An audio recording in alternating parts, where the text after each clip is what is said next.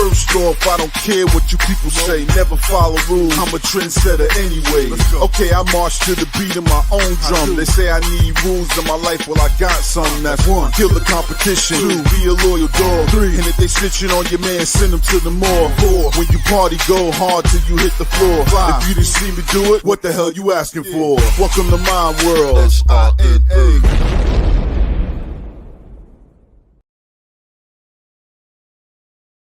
Yo, what's good, Llama Nation? Yo, I gotta shout out Llama off the rip because honestly, I messed up a lot right there. One, I didn't go live on time. Two, I didn't realize. I finally found the section where I can play the video seamlessly, but I just messed up the timings on him. So shout out Llama because he does that shit perfect every time. But welcome to another Sunday night, 10 p.m. Eastern. Obviously, Llama's not here. Some shit happened. He's basically at his son's game. I think he said if they won, they would have to play another game. So he got stuck out there. So I got my co-host for the pre-Llama show. We do it every Sunday before the Llama show, 10 p.m. Eastern. Mr. Roman Tural, you guys know him, love him. You've seen him from the famous Nacho Libre clip. What up, son? What's going on? How you feeling? Feeling a little tired, but I'm with it. You know what I'm saying? It was a little last minute, but but nah, it's been pretty good. It's been pretty good. So this guy's energy is low right now, dude. Nah, that Jersey Shore thing, that shit woke me up. That shit was hilarious. Yeah, that was good. That was good content right there. Well, anyways, let's just get right into the chat, man. I see you right there saying what's up. What do you do? Both accounts, yeah, both accounts. But you got the Roman 2 Raw. We got to start promoting that. You got Walter Walsh, the GOAT. What's going on, Big Walter? How you doing, Papa Walter?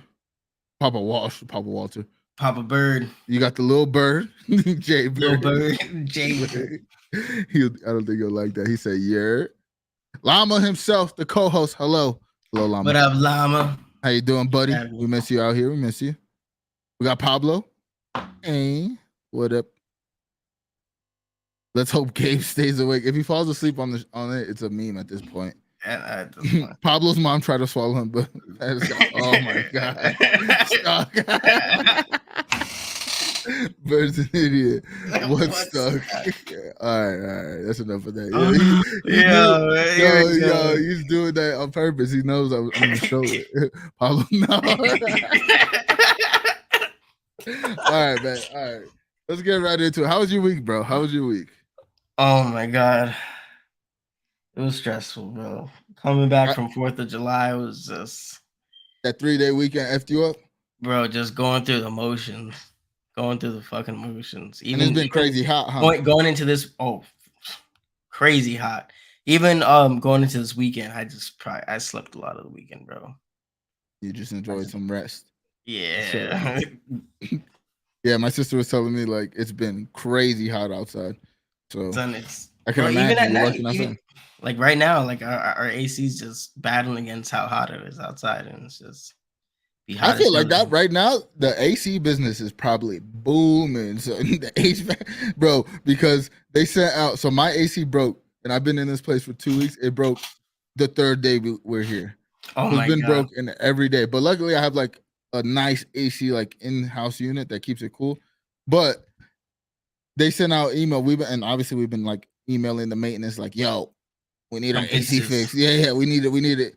And today they sent out a mass email saying we're separating our AC and our dryer problems to one side of the maintenance, and then the other side will be non-AC unit. So I'm thinking everybody's AC right now is fucking chalk. And I'm sure it's hotter than a Nelly single out here. Oh man. To say the least. But anyways, man, it's been a interesting week in terms of content. We got the late night going on Tuesdays on the Blackout GG channel. We got our pre-Llama show going out. I just seen you guys did the Mortal Kombat. Yeah, I was just about to say, and then me and Llama did a Beacon. Birdie and Llama did some WWE. Finally. Yep. So some content coming out. We finally got the Aladdin is a cut clip.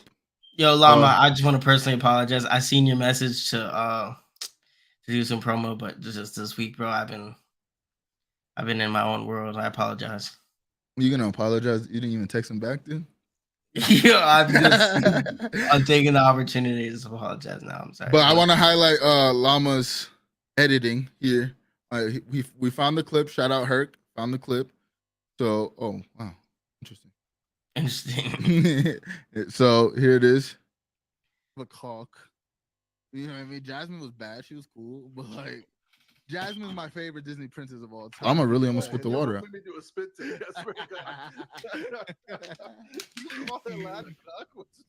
Come on, bro. Come on, bro. Come on. I was super high. You're super lit, bro. Oh my God. Can you call him that? I said, damn it. What can I say? Yeah, you combat this guy. You sound like the dude from Half Baked, the white dude. Come on, man. What are you talking about? Tell me no, bro. Left Llama on red. I apologize, Llama. Yeah, that's crazy. I'm gonna text you back.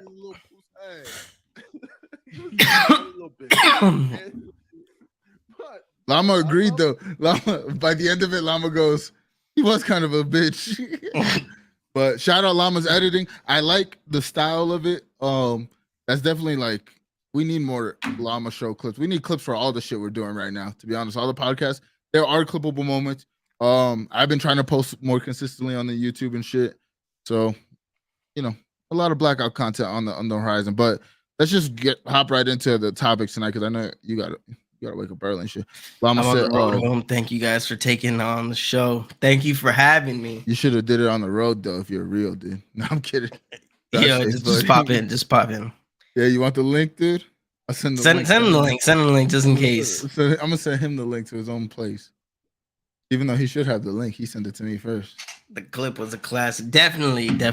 Oh, that's shout out to Herc for the lost files, bro. He found that shit, bro. Yeah, he went back into the archive, son. I respect that. He just randomly texted it. Was like, yo, let me share this on Facebook. If you're on Facebook, like this shit. If you're on YouTube, all that shit, like it. Anyway, UFC 290. I didn't really get to watch the card, but I was like keeping an eye on it. I had some bets going, you know what I mean? Shout out DraftKings. They took all my money this weekend. But I had some really good bets that I wish I did individually, because I probably would have won some money. But overall, it just seemed like a night of finishes. Like, it just from what I see, it was like every fight was finishing. And I was like, damn. Again, you kind of get the vibe. Like, when you watch a lot of these UFC fights, you see like sometimes the vibe of the night. Sometimes it's just straight decisions all night. Like, there's just the vibe of the night.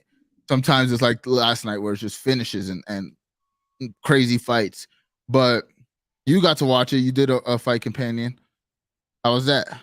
I'm not gonna lie. I didn't make it all the way to the final fight, but I think the theme of the night was just really like, I explain. They're kind of like gory a little bit. Like, it was some wars going on. Yeah. Brandon Moreno and Pantoja fight. That fight went crazy. Crazy. And then Turner and what's the other's name? Dan Hooker. Yeah, that was another good one. Robert Whitaker's fight was pretty good. The Reaper got reaped. Crazy. What I want to kind of go in order. You seen Bo Nichols fight though? That's the one I didn't get to see, and he opened up. I think I missed that one. All right. I had to take the dog for a walk. I had to take the dog for a walk. All right. So Bo Nichols opened up on DraftKings, and like, you know, obviously UFC is like huge in betting. He opened up as one of the biggest favorites, I think, either ahead of Amanda Nunes or right under Amanda Nunes, but opened up as the biggest betting favorite.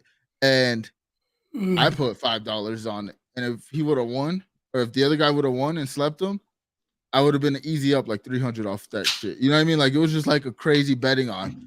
But there's a lot of hype behind this guy. His opponent that he was originally supposed to fight backed out 5 days before last night, and this guy stepped in. And the guy was 7-0. Bo Nichols 4-0. Bro, he finishes him in fucking 38 seconds. Oh yeah, I heard that. I heard about that one. 38 seconds just finishes the guy. Like, you got all this hype around you. Through the Nichols fight, we all missed. Yeah. Fuck. Damn. and it was so fast that you weren't gonna catch it anyways. But yeah, he had all this hype going in, right? And I even was kind of like hating a little bit, like, oh no, he's gonna lose. Like, I wanted him to lose so bad because one, I wanted to win, but also like, fuck, dude. And he proved that he's that guy. So I'm interested to see what the UFC is gonna do. Like, are they gonna keep like slow building this guy? But we'll see. I mean, this guy's definitely got star potential. And 38 seconds. He's 5-0 right now. Right? He just started because he was a collegiate wrestler. Just started mixed martial arts. 5-0, all first round finishes. Like this kid's can. I mean, like, even to win in that short of a time, that's nice. No, it's impressive. That's a nice.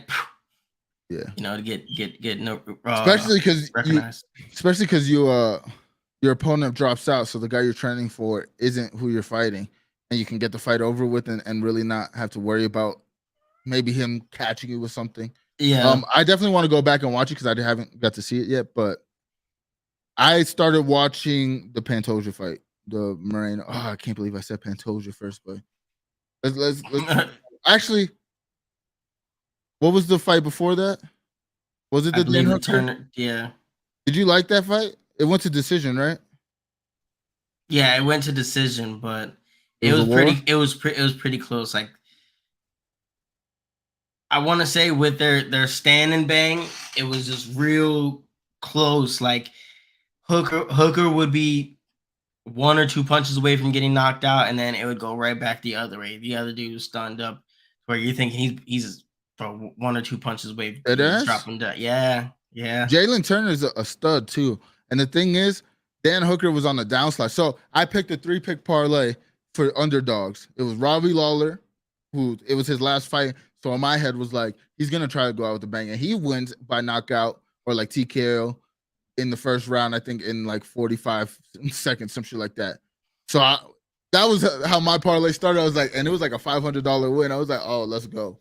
And then I would have doubled up if Bo Nichols lost. Obviously, he didn't. And then I picked Dan Hooker because I feel like Dan Hooker has been on the slide, but people are kind of like underestimating like how good he is on the feet. Yeah. And like I know Jalen Turner is a star in the making. I think like his stand up is pretty good from what I've seen. So I knew this was kind of one of those moments where it was like, is the veteran gonna let the new guy like kind of jump over him type thing? And I'm glad. No, it was a close fight. It was close, bro. No, I'm glad it was a close fight because I don't think either of them lose stock in a fight like that. You know, like it raises Dan Hooker stock back to like he's still at that level, and it's like Dan Hooker's fought everybody pretty much in that division, and it shows that Jalen Turner is ready for that level. You know, he might be a little under, but he is right there, like knocking on the top 15, top 10. So, but what was the vibe? Did you guys think Hooker got it beforehand, like in the fight companion? I should have went and looked back at it. I knew I should have, but it's all good. Hold on, I got it right here. All right. Dan Hooker. So Dan Hooker 0 for 2 for takedowns, submission attempts 1. Birdie said that fight was so close. 125 to 197. Yeah, bro. So, but if Bird's saying it was close, then it could have went either way, which I think it went split decision.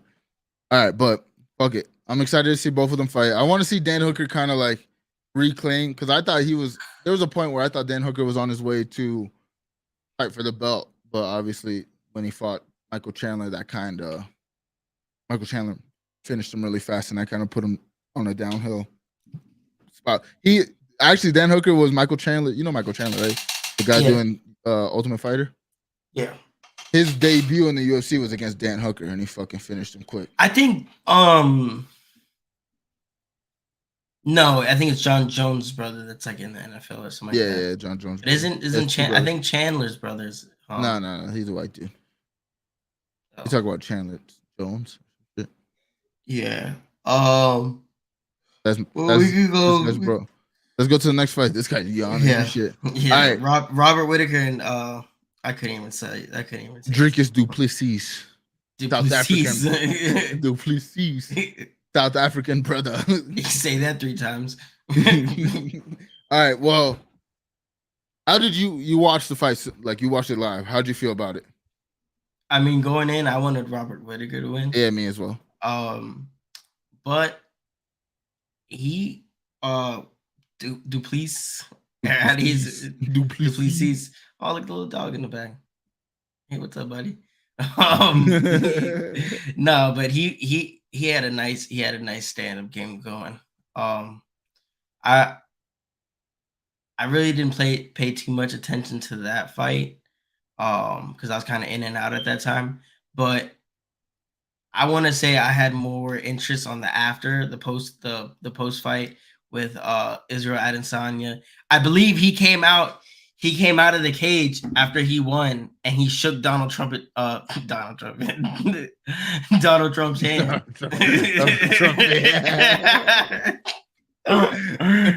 Yeah, fucking Jimmy, bro. I could never say his name regular now. Donald Trump. So what? Duplessis shook his hand? He went out the cage, crazy. shook Donald Trump's hand, and then shook Dana White's hand. And at the same time, we were watching the chat on the webpage, and everyone was like, "Fuck Dana White." I was like, "God damn, what are you doing?" Oh, UFC fans kind of don't like Dana sometimes. I can see that. It's like, there was like a bunch of them. It's like a weird thing. Like somebody was like, they don't like him. Duplessis is fucking up my parlay right now. That's another thing. I picked him to win on the parlay. I was tight. I was like, fuck, that was a good pick. That was a good shot. No, but the thing is, all right, let's break the fight down though. All right, so Duplessis does look he looks like a guy that should compete for the belt, right? Like, especially the fact that, I mean, they said it all throughout the broadcast and shit, but Robert Whittaker only lost. They said it all week, really. But Robert Whittaker's only loss in the last fucking 10 years was to Adesanya twice. So it's like, I don't know. It was easy to be like Robert Whittaker should win this fight. But Duplessis, his skill he's there and he's got power. And the thing was, going into like his narrative going in was that his nose was broken and he couldn't breathe well. And there was a lot of like his fights that looked like he got tired later in the fights. And he got it fixed before this one. So it was more like, let's see what he can do. And he showed it. I mean, he wasn't breathing hard at the end. He finished him. He finished him well. Like, it was actually pretty impressive. Oh, shit. Special guest. The Llama. The Llama. Welcome in, buddy. What's up, guys? Llama, the road runner. The pre-Llama show is taking over the actual Llama show right now. How do you feel about that? It feels good. It feels good. You guys are doing a great job tonight. Thank you for covering. Yeah, Llama, did you catch the fights last night? I saw the last fight, and that was it. What'd you feel about the last fight? The Volkanovski masterclass, really? Oh my god! I mean, the punch hurt me. That's that's what I saw. And then he was just pounding the guy on the ground. I mean, it was over. Yeah, he was kind of dick to dick. Dick to dick. Yo, Gabe said that in the stream, and Rob was like, "That's actually dick to mouth." Oh my god! But yeah, you know what I noticed in that fight? I mean, it was kind of prevalent when he fought Islam. I'm talking about Volk, but the fact that when he rocked Yair, he was like kind of like toying with him, like changing levels a little bit, like and still hitting him a little bit. But then when he went for the takedown, he literally picked him up like he was a child and slammed him on the ground and then just started dropping haymakers. And that right there, when he did that, I was like, yeah, he's on a run. That I don't think it's gonna take lightweights to have that physicality that he has because he's really strong right now. But you could see the confidence in that pickup. That's the confidence right there. That was like, I know what I'm doing and I'm going to take care of it. So yeah, I'm finishing.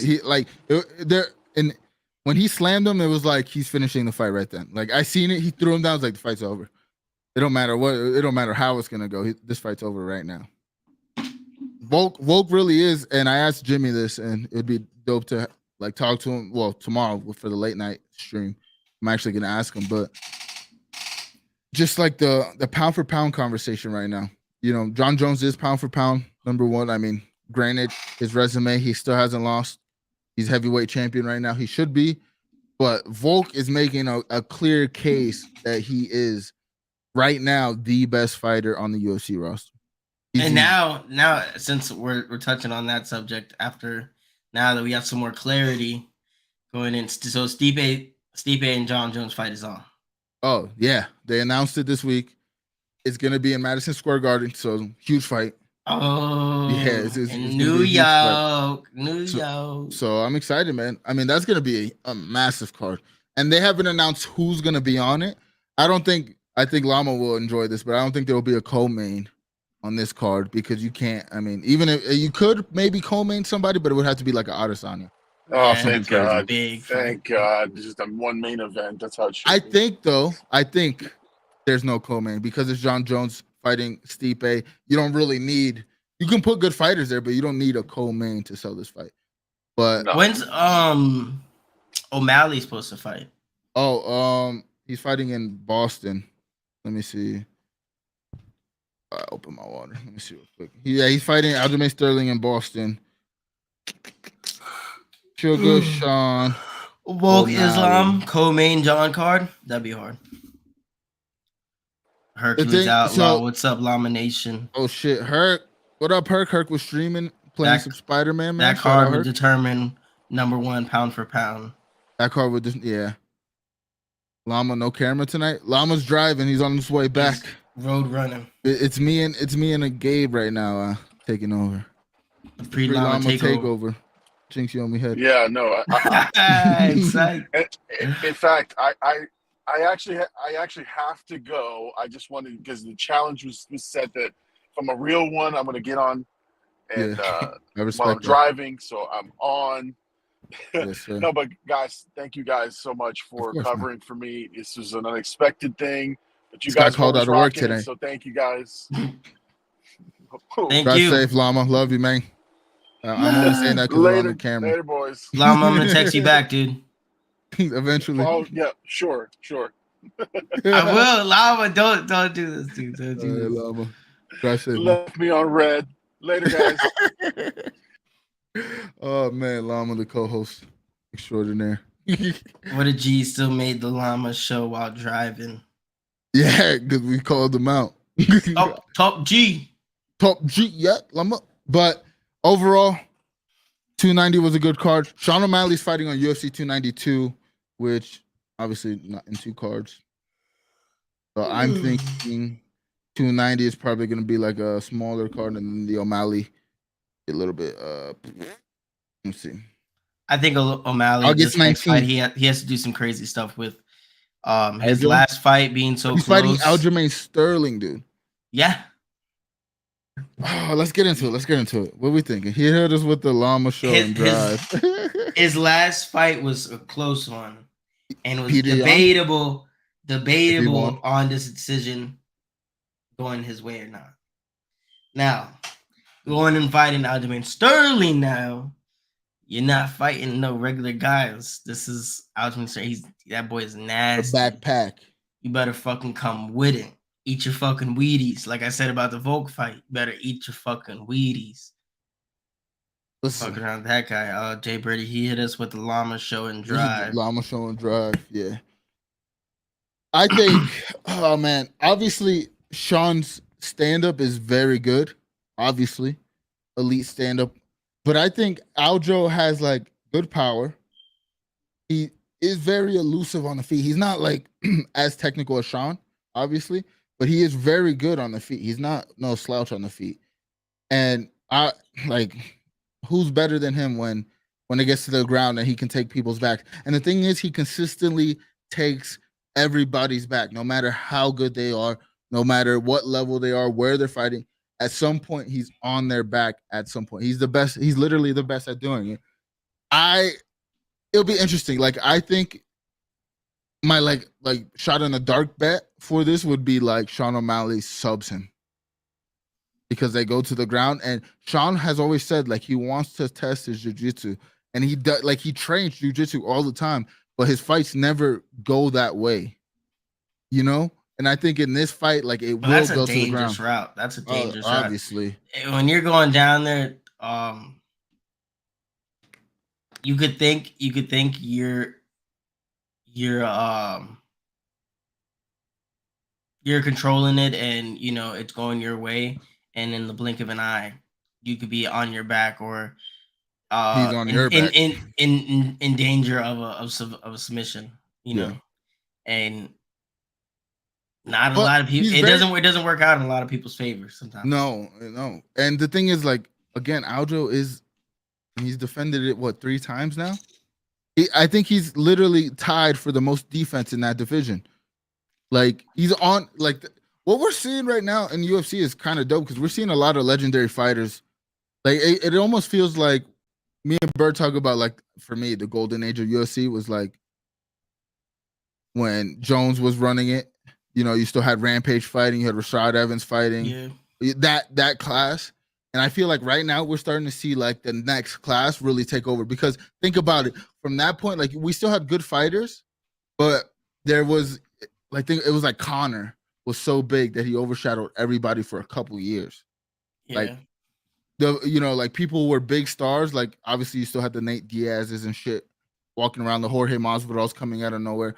But there was like a point where Conor was the only star. Now I think we're starting to see in every division it get more competitive. 2, yeah. And there's a couple people that are using their brand right. Like, a lot of these fighters are getting smart, doing podcasts, doing media. Like, we're starting to see the sport really grow at a good rate right now. But I don't know. Staying out of men's restrooms at NBA games, Yeah, come on, dude. What are you doing, dude? We're great kids, dude. Katie said hello. Yo, Dragon Queen. Nobody never ran through a division of studs like John at light heavyweight. No. I mean, that was the best run, obviously, and the best division at the time.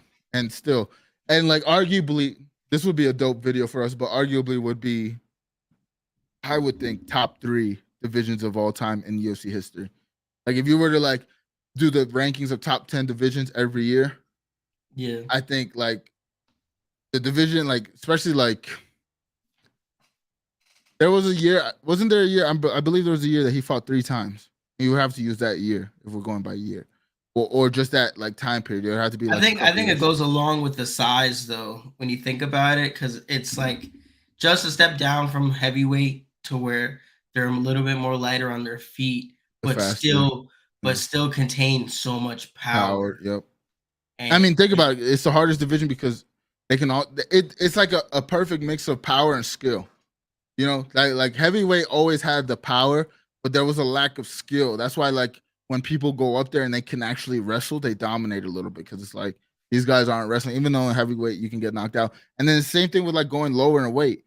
They're less power, so they have more skill. They're more well-rounded. Their jiu-jitsu's tighter. You know what I mean? Yeah, I mean, even though we didn't really we just glossed over, but the Brandon Moreno Pantoja fight, like, that was high level skill at bro. Pantoja was like a monkey on his fucking back. Yeah, bro. He's nasty. He climbed him like that fucking Eiffel Tower, bro, and he's just fucking chilling up there.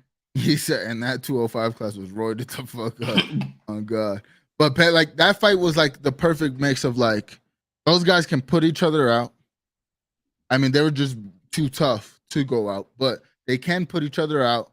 They can sub each other.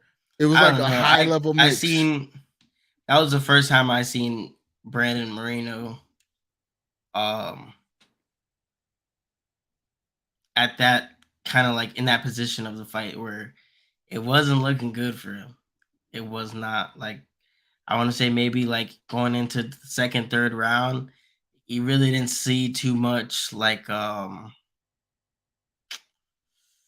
too much like momentum or anything really going for Brandon Moreno. And then he started to get a little bit more comfortable with a stand-up, but every time Pantoja took him to the ground, it was like 2-3 minutes down there, and it was just so much control time that I think that, I mean, control time ultimately is what got him it came to the 4th, 5th round where it was kind of like, you got to either put him out or you're not going to win the decision. Yeah. And to me, it looked like his stand-up was better. He was faster. It looked like he was landing on Pantoja, which you got to give credit to Pantoja's chin. because he was getting hit a lot with a lot of jabs, straight jabs, and Brandon Moreno legitimately got one of the best, like crisp, like speediest jabs. That's very accurate. It's like him, Sean O'Malley, like he really does have a high rate on that jab. So it was like you got to give a lot of credit to this guy's chin when it comes to that. But again, he's definitely got to work on his ground game to I mean, Pantoja's just that good as well. Like, yeah, that's what I was talking to Rob about. That he's a black belt in Brazilian Jiu-Jitsu. So, and Brazilian Jiu-Jitsu, I took like, you know, as a kid or whatever. I didn't get too far into it, but I seen it's a mixture of both stand up and ground game. So like, even though like, of course, there's a lot of submissions and shit that go along into Brazilian Jiu-Jitsu, but kind of that transition piece that Jimmy was talking about, how some of these guys, like, you could rush them for a takedown, and just from rushing them, you know, you can get put in a headlock yourself, and by the time you hit the ground, you're already getting submitted. Yeah.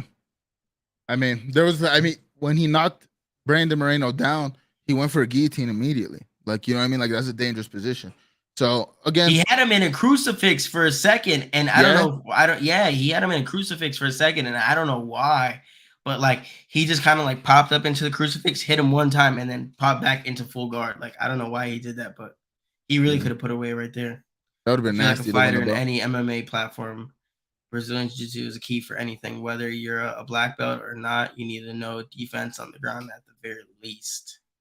I mean, yeah, it's that's the thing. Like, you seen with high level like grapplers, like especially now, it's I don't know.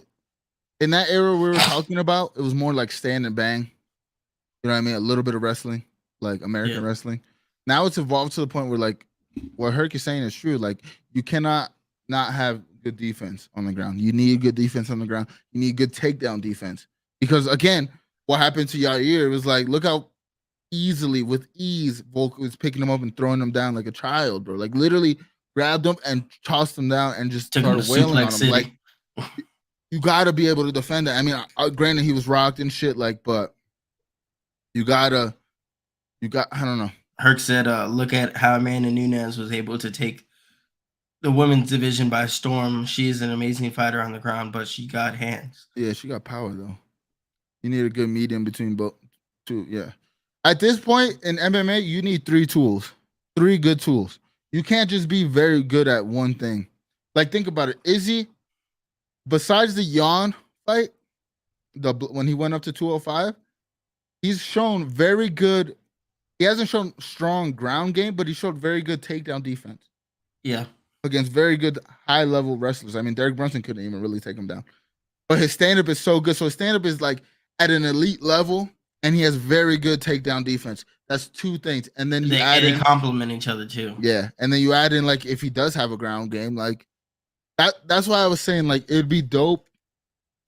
Because I don't know, for like especially the Aljo Sean fight, I'm very conflicted because I enjoy both fighters. Like, I watch Aljo's fucking podcast. I watch Sean's podcast. I enjoy both fighters' personalities. I kind of want to see them both win. I really, you know, like, if they weren't fighting each other, I'd pick them. You know what I mean? Like, each person. And for that fight, I'm like, damn, like, I would love to see Aljo continue his reign because I think that's more impactful. But Sean's gonna get the belt eventually. I know Sean's gonna get the belt. Like, he's just too good and too committed to the craft right now, and he understands his star power. And I think for obviously Aljo to defend it, like, I think you just do you knock him out or you finish him. Like, you make it a clear, like, you got to do what Volk is doing, and like putting a stamp on like the division. Like, I'm fucking these guys up. This is my time. For Sean, I think you need either a big knockout or like you need to put him away on the ground. I think if you put him away on the ground, it shows the division that you have the elite striking, and you can put people away, especially somebody like Aljo, who his grappling is better than anybody, especially in that division. Yeah, and again, following his last fight, with it being so close, he needs something to really stamp and showcase how far he's coming, how much farther he's willing to go. Izzy has enough defense to make it through a fight, Oof. and a minute they're on their feet, he dominates because he's a beast with Muay Thai kickboxing. Exactly. I mean, he's just too good on the feet. Sean knows what he needs to do to be on top, and the minute he gets that belt, he'll hold it for a bit.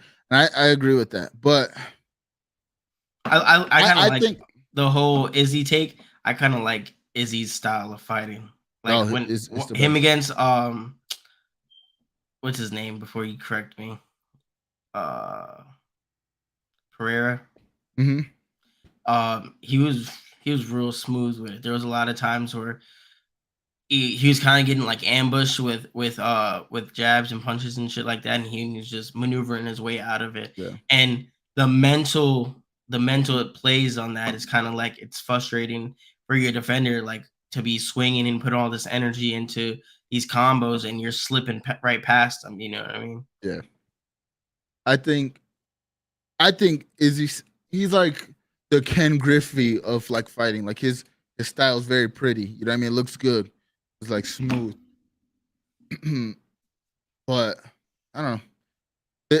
I want to get your opinion on like what happened with Izzy. Speaking of Izzy, like what happened after the Duplessis win, and what happened in the octagon. What that make you feel? And like, do you remember like what the reaction was in the fight companion? Because I wish I was in there for like while it was going on, because that shit was kind of spicy. No, I actually, because right after the fight ended, I went to go grab another drink. But I did watch I caught a clip of it, of them going face to face, and I felt like it was kind of like disrespectful on Duplessis' side. I mean, I don't really know their history on, you know, maybe going back and forth on social media or anything like that, calling each other out, but like I felt like Izzy was on some humble shit, and he was like, "Yeah, we're gonna see." And he kept pointing out that that's his African brother. You know what I'm saying? He kept saying that, and he's like, "Nah, you ain't my brother." Da, da, da, da. Pretty much like just dissing him.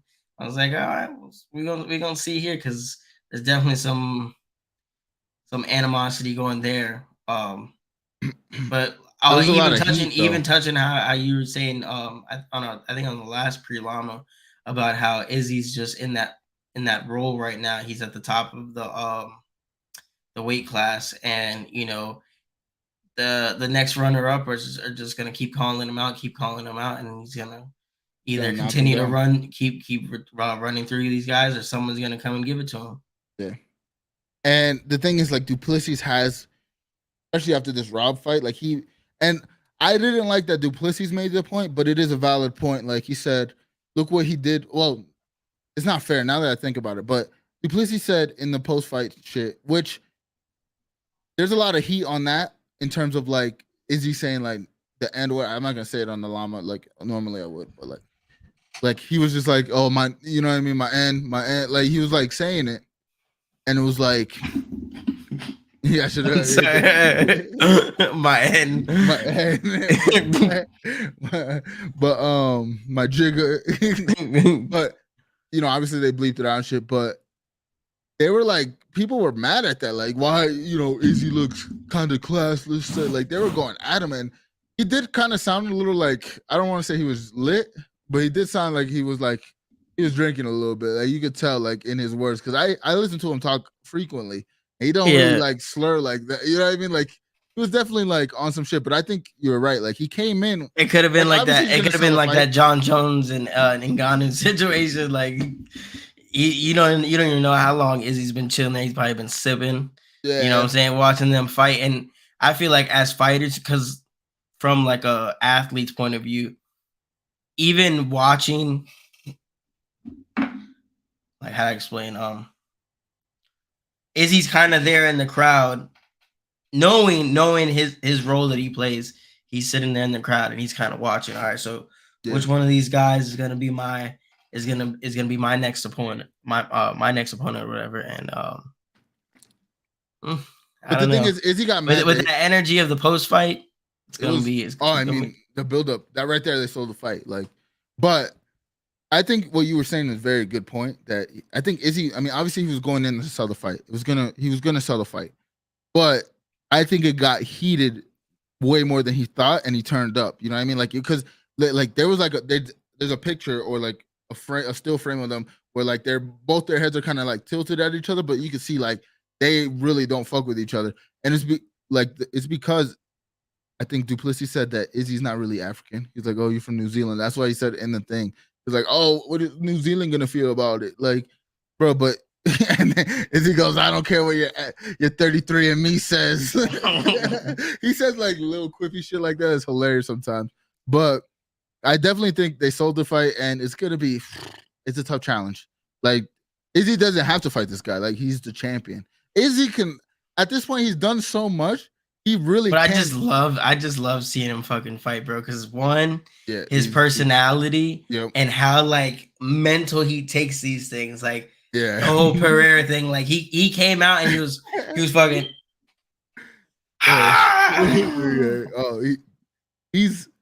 He always says it, and like I personally relate to like how he says it. But he's like, I'm player one.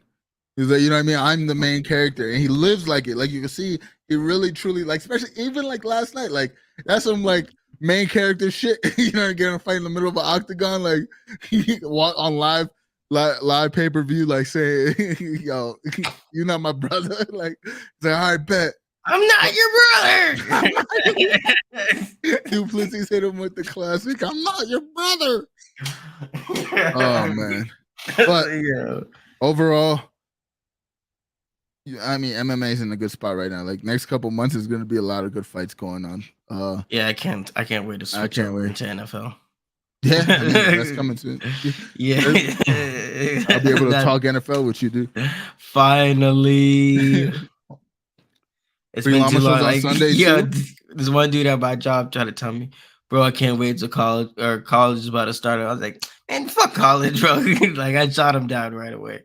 Yo, Eric said, top 10 black Obamas of all time. I'm not your brother. I wish we had that clip. That kid was so bad. Hey, brother. Eric, do what you do, brother. No, do what you do. No way he finds that. All the streams know where he finds that. But or use AI. Yo, that AI idea from earlier with the GD hard. We're about to hit the 45-minute mark. How you feeling? You want to hit the hour? Keep going. Yeah, we get the hour. All right. Transition to the next topic that we had on the list. We gotta keep it as like clean as like it's a good conversation. Yeah, we'll keep it clean. So I just wanted to touch on the whole Adam 22 and Lena the Plug. It's just crazy to me how much it's making headlines. Yeah. Like TMZ, Shade Room, Say Cheese, literally it's been all over social media. Academics, rappers, you name it, everyone is chiming in on this certain topic. For chat, I'll let you guys in. So Adam 22 is a podcaster, runs No Jumper. Leonard the Plug does OnlyFans. Like, they're married. They just got married like recently. She's an adult actress. Yeah. I mean, they have one of the most brilliant ideas in terms of podcasting, especially for OnlyFans content, where they have threesomes with girls. They interview them first. These are girls that are, they have platforms. They actually interview them, and then they have sex with them after. And like, they're making money off it. They put like top quality, like, obviously he built No Jumper. Like, he knows what it takes to make content. So I just think it's a genius thing. Now, it was announced that, obviously they do content together. They're married. And it was announced that she was going to have sex with another dude on camera for content, obviously selling it on OnlyFans, whatever. And they do it 50-50. So she's getting all the money. It's like, she's doing this for her career. And like you said, it's everywhere now. Once it got announced, like, it's super, super viral. It's been a week, and every day I'm seeing new content on it. And you were telling me that too. But like, I was watching because I'm a huge fan of both of them. But to me, it's kind of interesting. I don't know how like deep like if you know much about like No Jumper, but they had some shit go on lately where he started building like. He started getting like personalities put around him because No Jumper started with him doing interviews. And he started getting personalities around him, started doing shows, like kind of doing like what we want to do with Blackout, but at that level already. And there some shit happened basically where he lost all the talent he had, and they went and started their own thing together. And and it was like a real down period. And like it was a real down period for the No Jumper, like shit. Like the content you gotta wasn't think popular. too, it gets on No Jumper, I've seen it gets super raunchy. Like he has a lot of like B-list, C-list celebrities, like even lower than that, come through. And for the simple reason of the platform, they say the most outrageous things, talk about the most raunchiest things. Things get leaked on there in terms of like rappers' lives, all that shit. So thieves, I've seen people get spit on in there, fighting, throwing drinks. It goes crazy over there in the No Jumper shit. But just to the point though, like, how do you feel about the situation itself? Like his wife, like him being okay with it, and like because people are like trying to hit him with the we were talking about Aladdin being a cuck, but they're trying to say Adam's a cuck, and like he likes his shit. But to me, and he makes a good point. He's like, dude, we've had 300 threesomes on camera, and with mad women. of them and mad of them with personal life. He's like, and this is for her career. Like they were saying, like she was either gonna have a baby or take her career to the next level, and like because obviously she's in the sex work, so it's like she's only gonna have her body and everything and people's attention for so long, so it's like you either do the mom thing or you do this thing full time, and like, bro, he said he had a number in his head, and when the video dropped, he said that number was not even, he was like, chump change, like it's going crazy. And I seen there's like people are saying like her OnlyFans has generated around 10 million.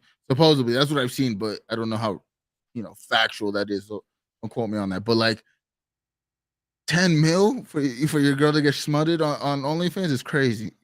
Crazy, son. One time.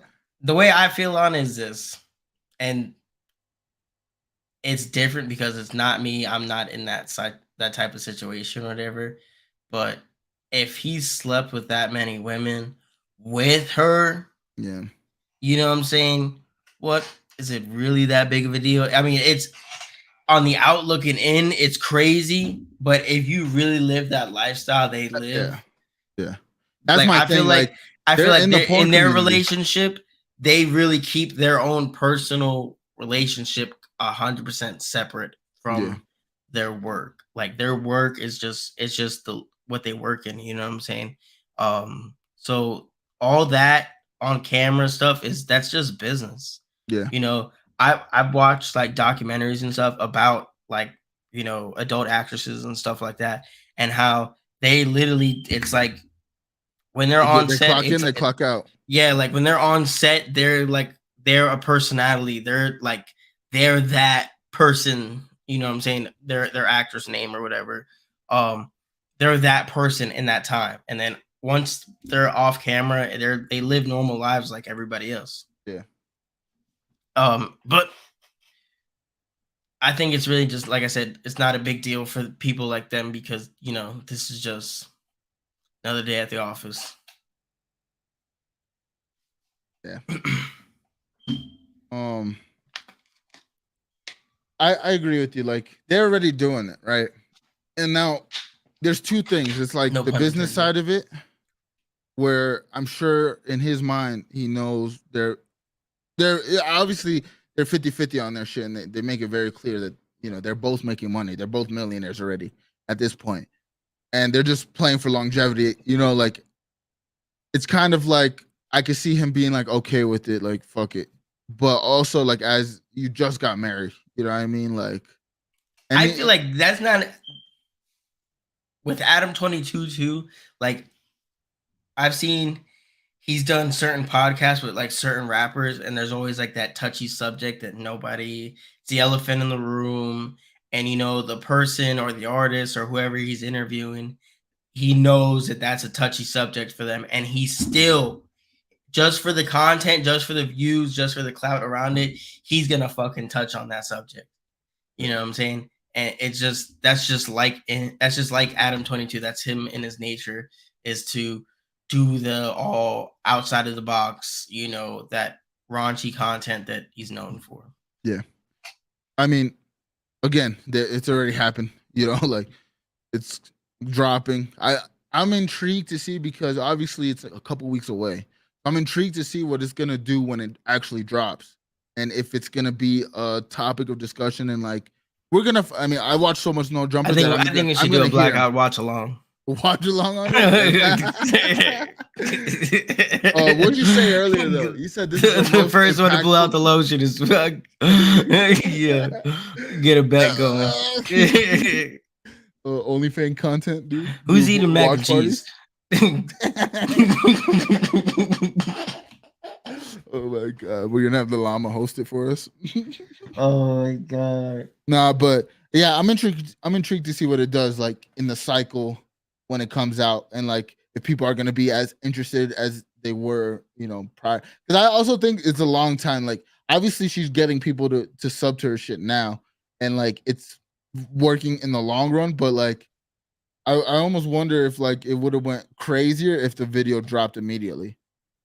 Yeah, I think he did that purposely just to build the hype. Now that I also think seeing get his for a whole week straight, this is all everybody could talk about. It just built up the anticipation and the suspense behind this.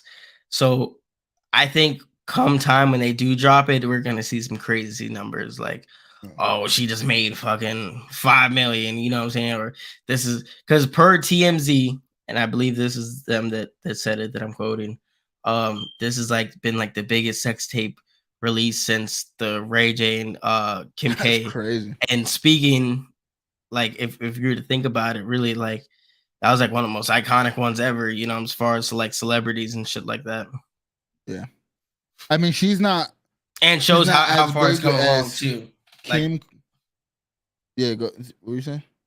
How far along they've, because they kind of, I feel like they this was right around the pandemic, you know what I'm saying? They kind of came along with this, and from what it's come from then to now, it's crazy. Yeah. Like if a OnlyFans model makes it onto the Plug Talk podcast, like you know they're kind of like they're popping. Or they're on the rise, yeah. And now it's kind of like OnlyFans. They're kind of, I explain, like there's women out here like literally that's their career. They're OnlyFans models, making 6 figures. 100%.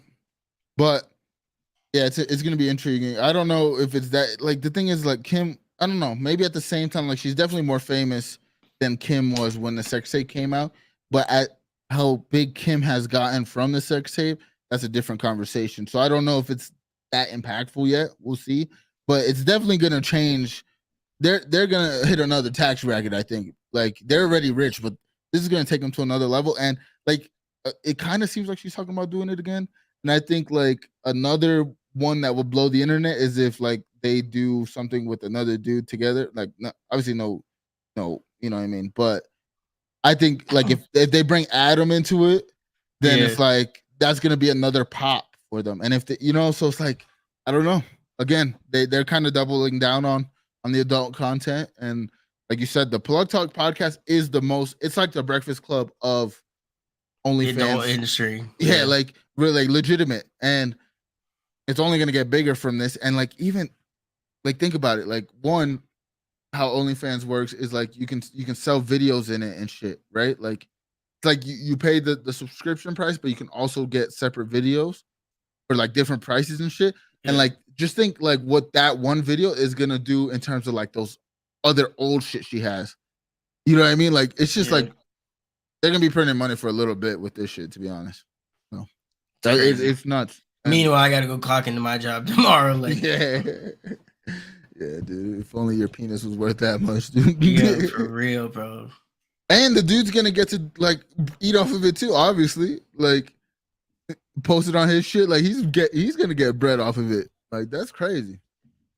And, you know, so they had an interview. Well, Adam had brought her on, like No Jumper, so they can talk about it. I think they kind of like delayed the drop too, so Adam can like kind of like do the media thing and like, you know, like ease it away. Like I don't think they realized it was gonna be this big, but I think it was like a planned thing where it was like, yo. Oh, most definitely, because I seen Alone without his wife aside, because they also did an episode, but he interviewed like two or three other music artists and people like that to get their opinion on him letting her do that. Yeah. So he's really sucking all he can. And like I said, he was on a down at this point. Like on a down. Like he lost all the talent. Like the content wasn't popping up on my feed. And I watch him a lot. Like, yeah, I watch him quite a bit to where like every so often, I mean, every day something. I'm on YouTube all day. Every day I'm seeing like No Jumper content. And for a while, it's kind of gone away until this came out. And then I started seeing his shit pop up on my shit again. So again, it's like benefiting him and he's not even a part of the video, you know? So we're definitely going to see them do it at least one more time. Guaranteed. There's going to be another drop like this and he's going to be a part of it. There's no way. He's going to go down like Hugh Hefner. Oh, man. But it's interesting, man. Anyways, it's been a great episode today. Great super fucking good episode. I think we had great conversation. Shout out Llama for letting us do this, man. Llama said, "Hey, I was just about to get to a Llama. Don't you worry, buddy." He said, "If you're watching this, make sure to hit that like button. That fucking below. Hit that subscribe. Tell your friends hit about the promo. It. We got drops every week, twice a week. Twice a week. The on the late night with Jay Birdie and AD, the pre-Llama with yours truly, and that boy AD on Blackout GG on YouTube. Don't miss out, bro. Don't sleep on it, man. We're really coming consistent with Matter of fact, go ahead. Sleep on it. Sleep on it. You know what I mean? Go ahead. Shout out to Jay Bird. Shout out Jay Bird. Nah, but thank you, Llama, for letting us do this. Sorry you missed the episode and shit, but I appreciate you letting us get this platform off. We are gonna post this video itself on the Blackout GG channel for the pre-Llamas like slot this week, so we can stay consistent. We didn't have a pre-Llama just because we were doing the show, and it made no sense to talk back to back. Got some good games in with that boy Big Poppy. We definitely did. Shout out Big Poppy. They got fucking washed up and sent out of there real quick. Yeah, he like some express laundry. Yo, I do gotta say, yo, Angie, you set them up, son. You know you set them up. You set them up bad. You set them up. Yo, Llama said sleep on it. Sleep on is one of the best closings, yo. 100%. That's another one we got to do with AI. It's the late night with AD and Jay Birdie, and I'm Snooky. Sleep on it. Yo, that is crazy. But anyways, let me close this out. I'm terrible at closing shit out. So this has been a great episode of the Big Llama Show. I'm Blackout AD. That's Roman 2 Raw. You can catch us every week. Pre-Llama Show. Llama, thank you. Hit that like button. Peace. Fucking like button.